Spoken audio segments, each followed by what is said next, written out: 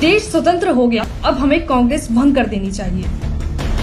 महात्मा गांधी चाहते थे कि देश के स्वतंत्र होने के बाद कांग्रेस पार्टी भंग कर दी जाए।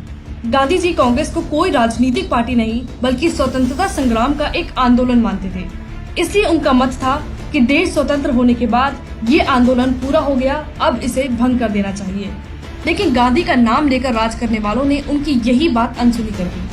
आज जब 70 साल बाद कांग्रेस के कारनामे देखते हैं तो समझ आता है, काश कि कांग्रेस भंग हो गई होती तो देश पर कितना बड़ा उपकार होता।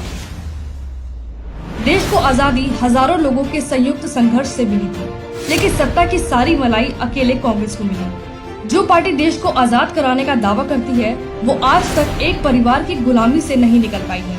कांग्रेस के इस परिवारवाद का असर देश की दूसरी पार्टियों पर पड़ा और आज स्थिति ये है कि भारत का पूरा लोकतंत्र कुछ परिवारों का मोहताज बनकर रह गया है।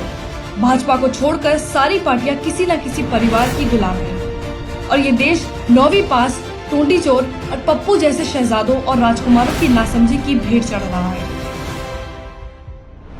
युवा नेतृत्व, असली योग्यता वाले नेता इन राजकुमारों के नौकर चाकर बनकर रह गए हैं।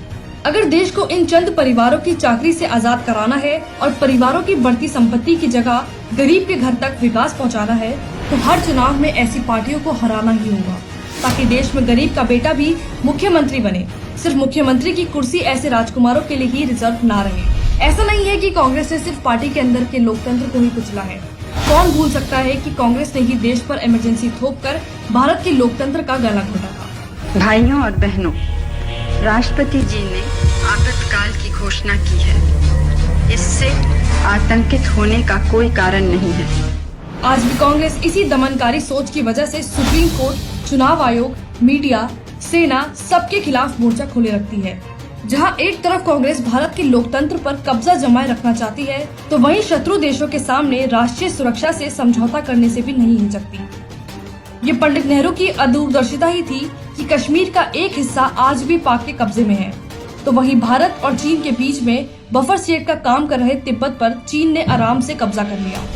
इतना ही नहीं, चीन ने 62 में भारतीय सीमा में आने वाले अक्साई चीन पर भी कब्जा जमा लिया।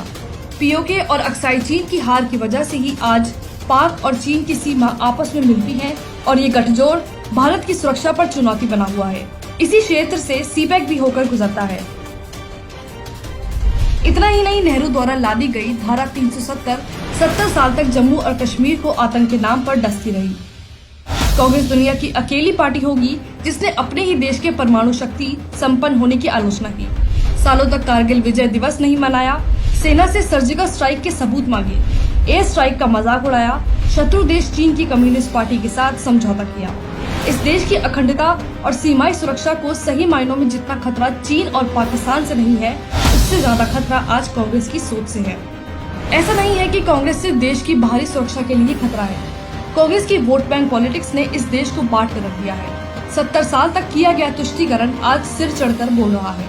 हिंदू कोड बिल बनाने वाली कांग्रेस की कभी हिम्मत नहीं हुई कि इस्लामिक कानूनों में दखल दे सके, बल्कि इसके उल्टे शाहबानो केस में सुप्रीम कोर्ट के फैसले को पलटने तक का पाप कांग्रेस ने करके दिखाया है। आज भीमे कारेगांव हिंसा से लेकर दिल्ली दंगों तक हर जगह कांग्रेस विरोध के नाम पर हिंसा फैला रहे लोगों के साथ खड़ी दिखाई देती है।